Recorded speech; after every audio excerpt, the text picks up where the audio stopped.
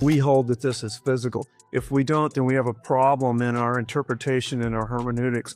These passages support the idea of a renewed Jerusalem in a kingdom on earth with Jesus on the throne in Jerusalem. It's the only way to have a consistent interpretation of the text without stretching the meaning of the words beyond their context. Wouldn't you agree, Steve? I absolutely would agree. And that's the glory. That's the glory of God in the embodiment of Jesus' resurrected body reigning on David's throne from the midst of Jerusalem.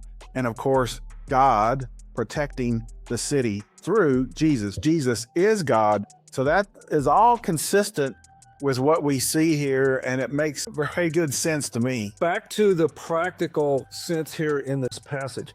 Remember where they are in the history. Israel had been taken away, the Jewish people had been taken away into captivity into Babylon and Assyria as punishment by God for not obeying his laws. And so the city of Jerusalem had been decimated, and it had been that way for 70 years.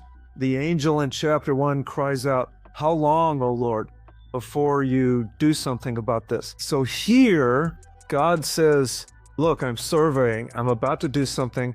There's going to come a time when my glory is in Jerusalem, and I'm going to have a wall of fire around her, and I'm going to protect Jerusalem from her enemies. So how hard would it be, Steve, for the Jewish people in that context to believe the prophet? Because the prophet is speaking to a people that was really sort of down and depressed. They're flat on their backs spiritually and financially because their city was in ruins, their culture was in ruins, their religion was in ruins.